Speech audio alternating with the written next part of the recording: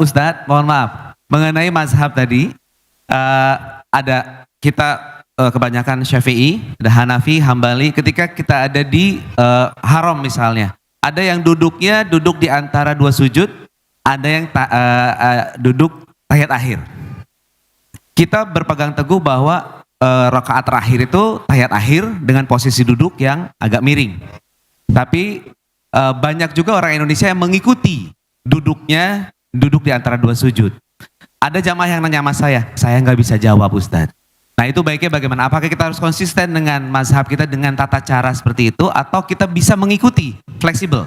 Terima kasih Ustadz. Makasih Ri. Thank you. Udah kejawab kan? Alhamdulillah ya, terima kasih.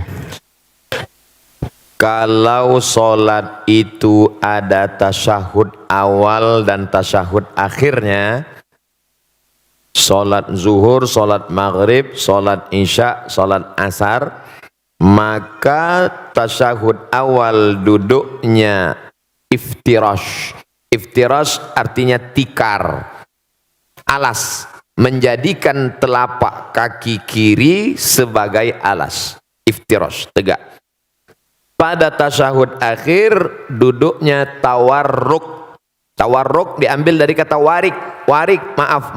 Warik artinya pantat, menempel ke lantai. Itu maka agak miring. Mazhab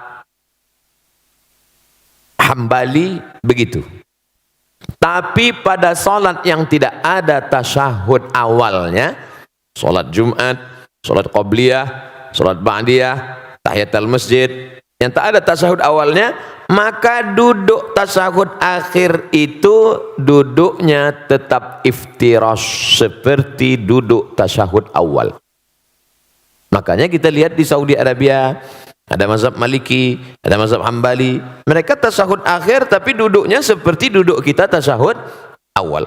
Sedangkan mazhab Syafi'i, salat apapun namanya, setiap tasyahud akhir maka duduknya mesti tawarruk, menempel ke bawah.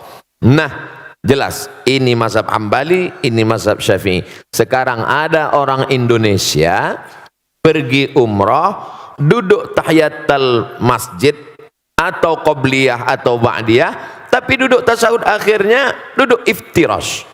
Maka secara fikih, etika fikih keliru.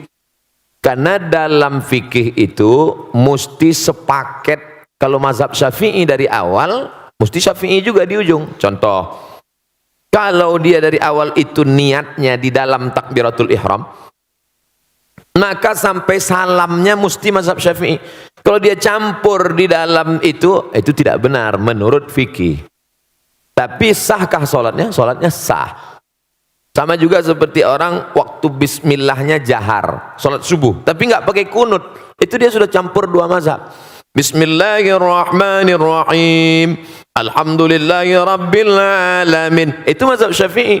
Mestinya setelah rakaat kedua, Allahumma hdina fi man hadait. Tapi sekarang pada beberapa masjid bismillahnya Syafi'i, tapi kunutnya malah pindah ke Hambali. Secara etika fikih dia tidak ngerti fikih, tapi dia udah sholat subuh aja udah alhamdulillah, gitu.